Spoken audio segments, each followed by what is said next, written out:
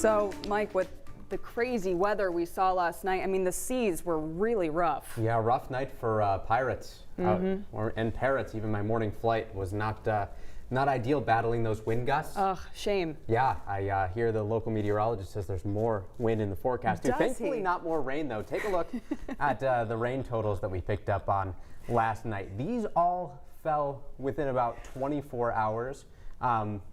Check this out right here. Most of us saw rain totals approaching about 3 to 5 inches, but some of the more impressive outliers were closer to 7 inches.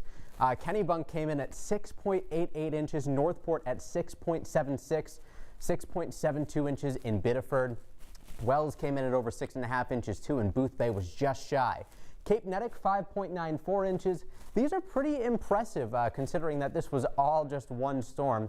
Rockport 5.6 inches, Belmont 5.4, Penobscot 4.5, Old Town 4.08, and I'll have a full list on our website later on this evening.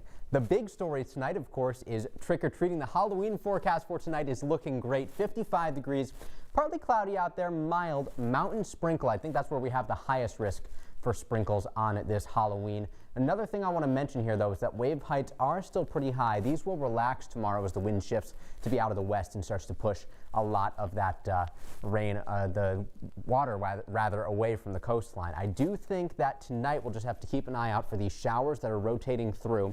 They're not super heavy and they're a bit spotty. The majority of them will be confined to the mountains. And then overnight tonight, I expect temperatures to hold steady in the 40s for most. The wind will relax, so I don't really expect it to be all that breezy outside, but in general, it should be fairly mild for this time of year. And this, of course, kickstarts things for tomorrow. Tomorrow, the wind shifts to be out of the west, mostly dry, maybe a stray sprinkle in the mountains in the morning, with high temperatures approaching the mid to upper 50s and low 60s with some sunshine. This cold front comes through tomorrow. No moisture means no showers. Cooler weather settles in for Tuesday and Wednesday, and by the end of the week, we could be talking about some of the chilliest mornings of the season so far. Maybe a couple of mountain flurries on Wednesday, too, if we can get the moisture to actually roll through. Next weekend, we fall back. Saturday sunsets at 5:25, Sunday 4:24 in the afternoon. So 'tis the season, of course, always the first weekend of November when we reset the clocks. Good time to check those smoke detector batteries, too. Seas tomorrow, 4 to 7 feet. Wind out of the west, about 20 to 25 knots, gusting to 30 knots. Small craft advisory goes all the way through midnight Tuesday. So that's going to be overnight Monday into Tuesday when that expires. Mountain flurries Wednesday, sun and clouds on Thursday.